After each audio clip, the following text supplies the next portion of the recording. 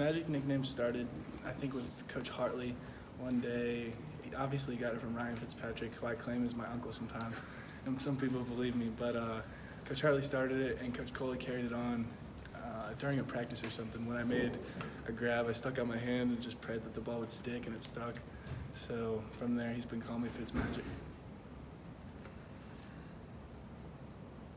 You sound like you're not sure whether it's justified or not. Do you think it's justified? No, it's justified. It's justified. Yeah. What did you take out of the Vanderbilt game? I think there was a bunch of takeaways, positive takeaways. I saw us running the ball really well. I saw each position group, the leader stepping up, and we did what we were supposed to do. We came out strong. We could have continued throughout the second half, got stopped on a few third and fourth downs, but there was a lot of takeaways, stuff to improve on that we are working on in this practice. We hear that the tight end is a tough position because you guys have to know what everybody's doing. Just how complex was what Vanderbilt was doing with their fronts? How challenging was that for Jake to get everybody in the right play and in the right protections? I'd say for Jake it was easy because Jake's a genius with that stuff. But for me, just being my first time, it was a little bit more challenging. So just spending more time in the film room, just watching extra film as much as I can, seeing where they spike in or out. What are you looking forward to most coming back to Sanford Stadium for the first game? Probably just running out there. It's been a year, so just running out there, seeing all the fans, being able to put up a good performance for all the Dog fans that come out every single day. I mean, they traveled well to Vanderbilt, and now we get to play in front of all the fans, 93,000, so it's exciting. So on the practice field, when you're working with the offense, so what's something unique about us that's As a unit, I'd say. I'm talking about us. Stetson. As Stetson Bennett, I mean, he's a baller. He can move. He can throw the ball well. It's fun playing with him because he loves the tight ends just as much as Jake does. They always favor the tight ends, it seems like. So it's fun. It's fun playing with him. So does he have do you have like a crazy memory or something of him out there in practice? I'd say just there's been countless memories of him throwing the ball over the middle, trusting me, trusting Wolf, trusting Charlie, instead of throwing it to a wide receiver. And I'll always love that about him. He'll just throw it up for the tight end. He says we have to go make the play, and we do. So. You play some special teams today. What special teams units are you on? I'm on field goal right now. Field goals, one you're on. Tight ends are interesting.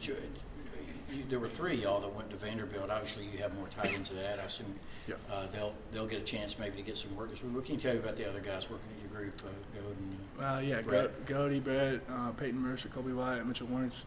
They're all playing really well right now. They're competing every day. Like last year, it was similar for me, learning from Jackson and Isaac and all them. And now I feel like I can help them, teach them. So they're coming in, I'm meeting with them, talking to them about certain routes, certain blocks, how to take certain steps on blocks, and I feel like I'm helping them a lot. Kirby was saying yesterday about the time that you had on a scout team and how that was beneficial on your end. What type of things do you remember from that experience? From scout team, there was so many memories lining up against Led or D-Walk, sometimes at tackle. I'd say for a couple of weeks I was at tackle, right tackle. But just learning how to pass set, learning how to run block and stuff like that, the more physical aspect of football. And then from a route running aspect, just running against D-Bake and all the good linebackers that we've had, just learned so much last year. How easy is the buy-in for that, I guess? I mean, is it kind of a thing where you're like, oh man, I gotta go on scout team, like, so that sucks that I'm not in the game and in the rotation, or no? I feel like you can take two approaches. Like you said, you can say, oh man, I'm on scout team, or you can take the other approach where you can buy in and say this is all for the team, which is what I tried to do. And if I'm going at my hardest every single day, that's going to make the linebackers, the safeties, the defensive linemen better. So, can you see where did working at Kirby mentioned you played some tackle for a while because they were low in numbers. Do you think that actually helped you in your pass protection a little bit? I definitely think. I mean, if you're going against DeAndre Walker every single day, him coming full speed at you, eventually you're going to get better. So I think just doing that every single day, I probably did that for 4 or 5 weeks. And I'd say the first week I was like, oh man, right tackle, I hope they don't switch me to full-time right tackle. But I started to buy in, and it definitely helped me with pass sets. So I was going to ask you, did you ever worry someone, hey, they're trying to make a tackle out of me? actually, one time Kirby showed a clip in a team meeting, and he was like, don't get too good at this. And so I didn't want to get too good at it.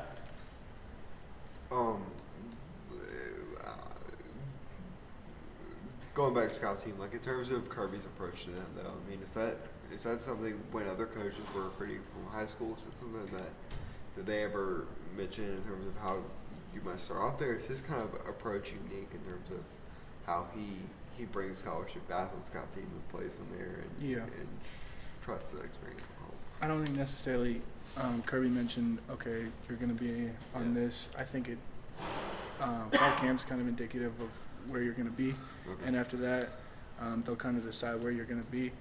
And then you're faced with, am I going to buy in, or I'm going to kind of mess around? I'm not going to lock in for the defense. So How's Wolf fit in? When he came out here, he seemed kind of short to the point. I mean, is he kind of loosened up with you guys yet? How does that room work? I live with Eli, and he's a funny dude.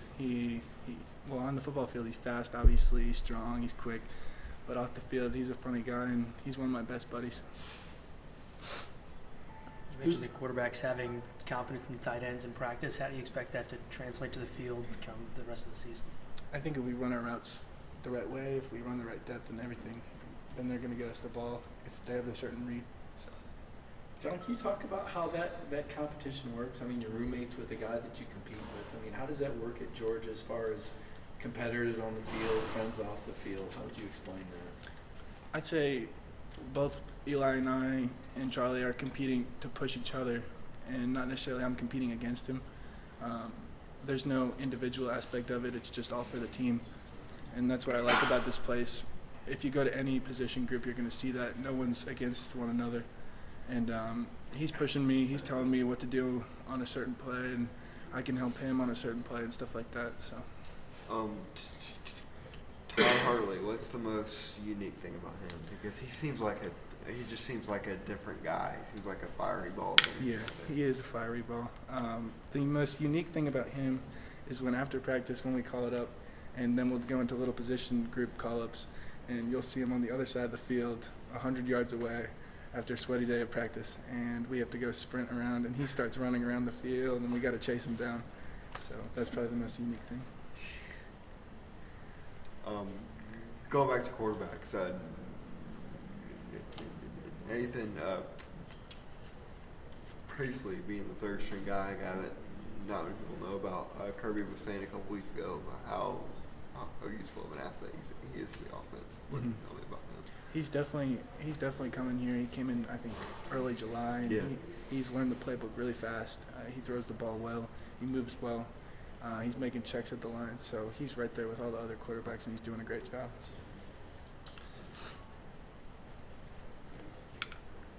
Any more questions?